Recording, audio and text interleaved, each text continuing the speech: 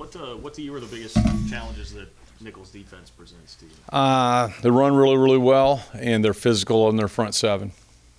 How excited are you for this opener? I'm fired up to get out there, and you've been practicing since spring ball, and then our guys worked so hard in the summer and worked against each other, and then you go through fall camp, and at some point you got to go play against somebody else, and so we're fired up to just get the opportunity to get out there and play. How's the consistency been with this offense so far?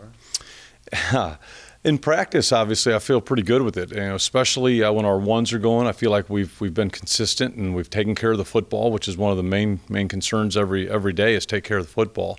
But until you get out there and you got to put the product out on the field, you think but until it actually happens, you're never really sure.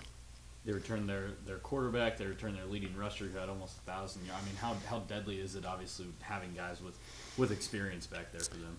Well, I think their deal is going to be how do they take full opportunity of every advantage that we give them, and we've got to do a great job on our side of the ball taking care of the football, making their offense drive long fields, and when we get the football, every opportunity we get inside the 50, we need to be great with it, and we need to try to put points on the board, and if we punt, so be it, but let's take care of the ball and make them drive the length of the field. Skyler's talked about playing freer, and he seems happier than he ever has. What does that look like to you in practice? Well, I think the biggest thing is I feel like as two-a-days or camp has gone along, he's really started to understand the why we're doing what we're doing. His ability to say, Coach, I'd rather do this, or I think this fits better.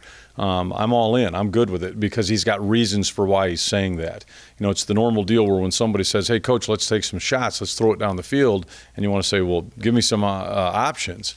Well, Skyler's ready now to start saying, yeah, I think if we do this, it fits better with what they're doing, and that's great growth, and hopefully that continues. Are you a believer in going in with a series of scripted plays, or just letting it kind of go? Play no, we're more of a script early, and then kind of see how the thing unfolds. Obviously, you always got to have a little bit of a contingency plan because you're never sure that they're going to play exactly what you anticipate. So, for years, K-State students would always count down the final seconds of the countdown clock on the game.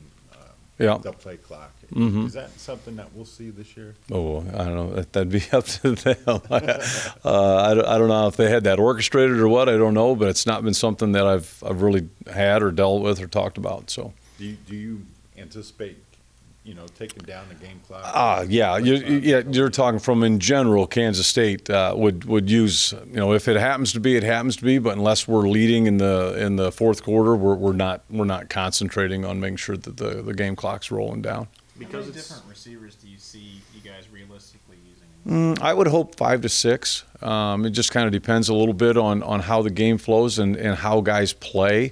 But I feel good with probably 5 or 6 guys getting out there and being able to compete and do well. Kind of branching off that, do you anticipate, because it's game one, being more liberal with substitutions at different positions on offense? Yeah, I mean, yes, but I also want to make sure we take care of our business, and when the final seconds tick off, we got the most points. So as guys get opportunity and they play, if it's 2 or 3 plays or if it's 25 plays, it'll be a little bit what they do with their opportunities when they get them. You still have a couple of days to decide, of course, but right now who your number 2 quarterback would be if you were... I think it would really depend a little bit on the situation and where the game's at. But we'll be ready to make a decision and go with the guys. What's the dynamic with having Lenners and Blaze out there? Well, the good part is both of them can be physical and are big, thick guys. Neither of them run extremely well. Nick probably runs a little bit better than Blaze, but both of them being 6'5", 6'6", 6'7", and 250 or a little bit more. You allow us to run the ball either direction with either one of them kind of being the lead guy or that extension to the O-line. And I really feel like Nick has done a good job even doing some of the motion stuff and being able to start on one side, motion over, and then play on the other side. So I feel good with both of them. Along with the freshman running backs besides Joe Irvin that you think throughout the season, there very well could be. Right now, I would say Joe would be the main guy that I would feel like you could see him get in and have opportunity to make some plays. Along with Nick being out out there. Is there a plan in place in terms of going fullback to tight end, kind of alternating between the two? We'll do a little bit of both, meaning we'll play in 12 personnel, and you might say, wow, it looks like he's playing a little bit more fullback than a true second tight end. And then we'll also play some traditional, what you would say, that's truly a fullback in the I formation. Generally speaking, the tight ends wouldn't per se be in there, but they could be, just because Nick, I think, is a really, really smart football player, understands it. Logan Long, if he gets opportunity, which he very well could and would, could definitely be a fullback if he need be. But I think the fullback position, they've done a nice job also, the guys that have taken over and been playing it. As far as game plans go, do you try to hold things back in game one, or do you care about shooting things? No, to be honest with you, now there's things that maybe would not yet be in the game plan per se, but we've pretty much looked at these guys as it's a win, a must-win opportunity, and you got to put everything out there that you need, and so we didn't per se hold anything back or not put anything in. Last year, your offense had over 600 points and 7,000 total yards. How much patience do you have to have with the first year of this system? Well, it doesn't matter, what was done in the past. It matters how much our guys really understand what we're trying to get accomplished now, and then their ability to execute it. So, hopefully we'll play well.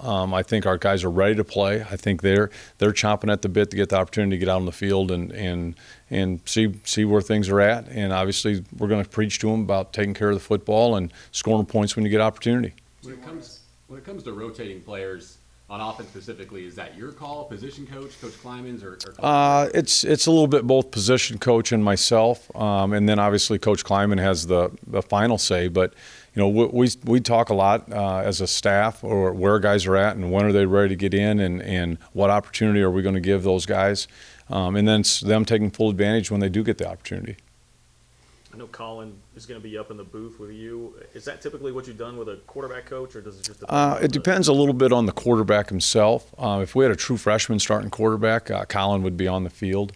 Then the biggest reason is so that you can kind of look into their eyes and see where they're at and see what, where are they really at within the flow of the game.